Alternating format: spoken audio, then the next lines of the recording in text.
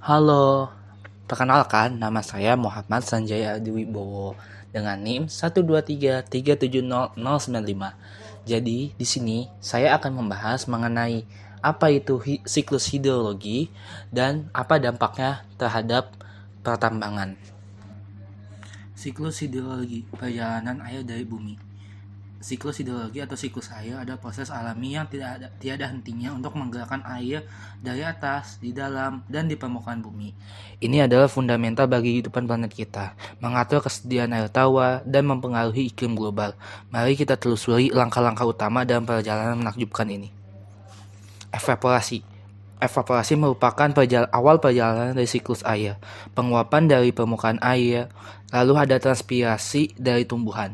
Evaporasi adalah proses penguapan di mana air yang berubah menjadi cair, bentuk cair menjadi bentuk uap. Lalu naik ke atmosfer. Sumber utama evaporasi adalah lautan, danau, sungai, dan permukaan tanah yang basah. Lalu selain evaporasi ada juga transpirasi tumbuhan. Tumbuhan juga berkontribusi dalam pelepasan uap air ke atmosfer melalui proses transpirasi. Air yang diserap oleh akar tumbuhan dilepaskan melalui pori-pori kecil daun. Gabungan dari evaporasi dan transpirasi sering disebut evapotranspirasi. Kondensasi. Kondensasi adalah proses terbentuknya awan. Setelah uap air naik, ia bertemu dengan suhu yang lebih rendah di ketinggian. Uap udara dingin menyebabkan uap air kehilangan energinya, sehingga menjadi kembali bentuk cair. Proses ini disebut kondensasi. Lalu uap air tersebut mendingin dan berkondensasi menjadi tetesan air atau kristal es yang sangat kecil. Presipitasi. Presipitasi adalah proses turunnya hujan yang diawali dengan jenuhnya awan, yaitu ketika awan mengumpul menjadi satu awan yang masif akibat proses kondensasi dan semakin berat yang bertambah, sehingga awan semakin jenuh dan tidak mampu menahan lebih banyak kelembapan. Lalu adanya terus setelah jenuhnya awan, air mulai jatuh ke bumi. Pada titik kejenuhan ini, tetesan air atau kristal es menjadi terlalu berat untuk tetap melayang di udara dan jatuh kembali ke permukaan bumi dalam berbagai bentuk presipitasi. Lalu beragam bentuk presipitasi bisa berupa hujan berupa air cair, salju yaitu hujan kristal es, dan hujan salju seperti bola-bola es kecil. Bentuk presipitasi ini tergantung pada suhu atmosfer saat air jatuh. Lalu air kembali ke sumber asal.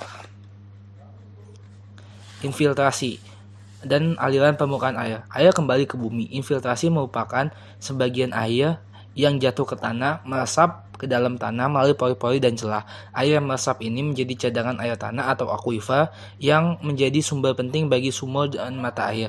Proses infiltrasi ini sangat penting untuk menjaga kelembapan tanah dan mendukung pertumbuhan vegetasi. Lalu aliran permukaan air yang tidak dapat meresap ke tanah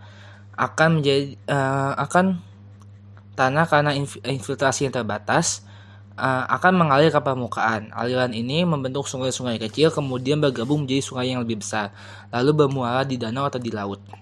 Aliran ini juga dapat menyebabkan erosi di tanah, terutama daerah vegetasi yang jarang. Welcome to the amazing journey of water, Earth's most precious resource.